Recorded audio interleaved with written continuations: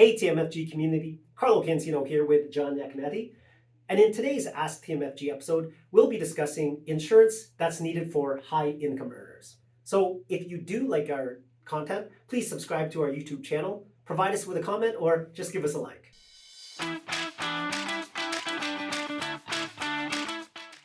In today's video, we'll be discussing the insurance that is needed for every high income earner out there. If you do earn an income that's higher than the typical average for a Canadian, these are insurances that you probably should have in place should anything happen. John, why don't you get us started?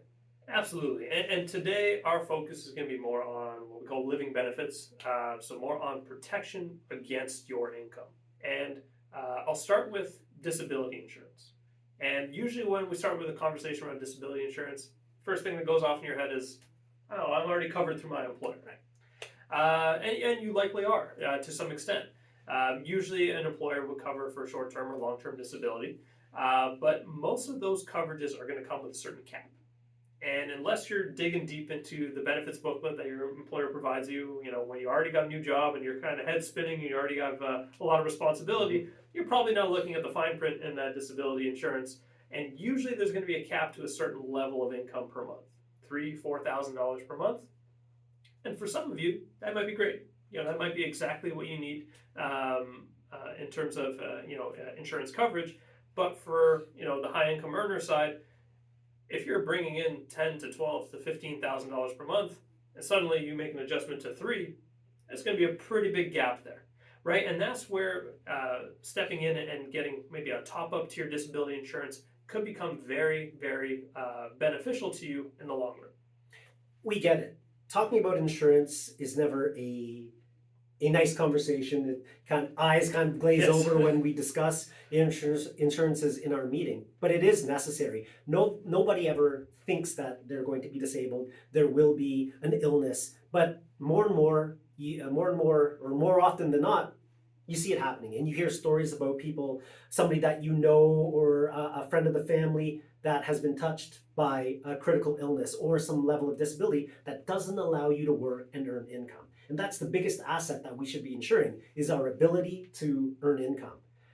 A lot of people out there don't want to believe that they're living not necessarily paycheck to paycheck, but need that paycheck in order to maintain their existing lifestyle. The moment you stop working or lose that ability to earn income, you still have to live, you still have to pay property tax, you still have to eat, you still have to maintain your home. Having that top up, like John was talking about, is truly important if you want to maintain that same lifestyle. Absolutely. And you brought up a very good point of, if us as planners, our main objective is to get you to retirement, to get you to achieve a lot of these goals, and we're never thinking about disability in the background, right? But you should be absolutely insuring yourself just in case the worst were to happen. Every good plan should have a backup plan, or plan A or plan B.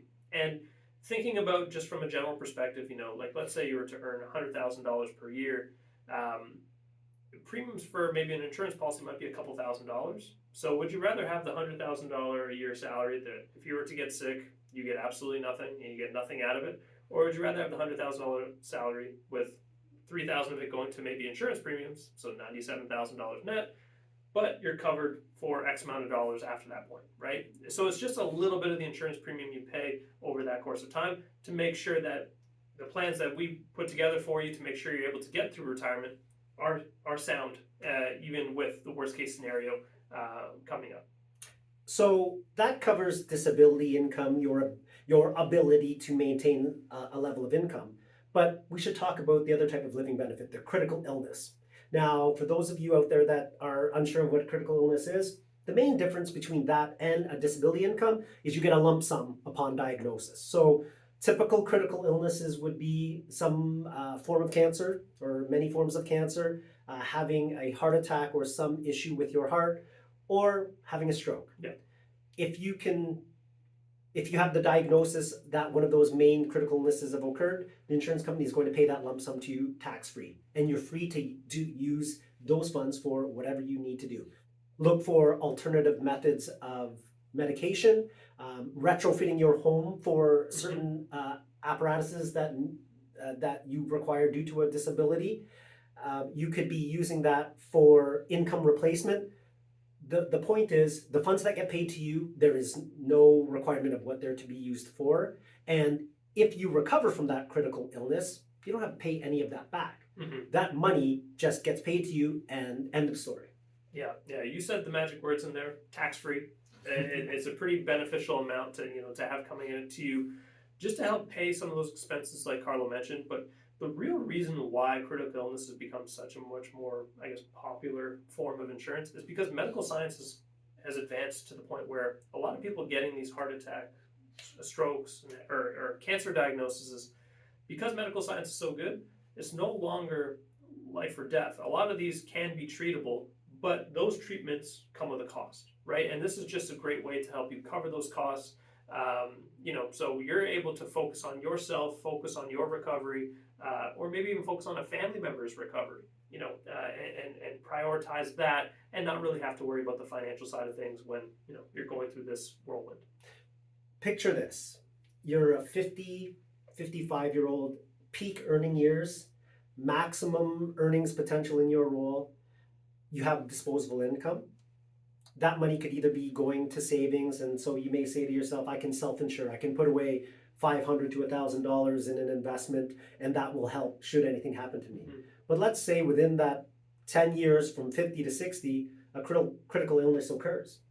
You may not have been able to build up a contingency fund to help pay for living expenses. It might work out in your favor to have been paying into this critical illness and having that large lump sum, significant amount, to help pay for those expenses that you would incur immediately. Absolutely. So you brought it up before. Nobody likes having the insurance conversation. Yeah. Nobody wants to, watch a YouTube video while at home and all cozy and have us telling you, you need to protect yourself just in case you're to get sick. But it's absolutely correct. As the planner in us, we need to make sure that all angles are properly taken care of, and all aspects of your financial future are sound. And critical illness insurance as well as disability insurance would help you get there. So that's another episode of Ask TMFG. If you do have questions about critical illness or how disability could help with your plan, again, put it in the comment section or contact us directly. Otherwise, that's our video for today. Again, subscribe to our YouTube channel if you do like the content. Put questions into the comment section or just give us a like. Until next time, I'm Carlo Cancino. I'm John Iaconetti. And this has been Ask TMFG.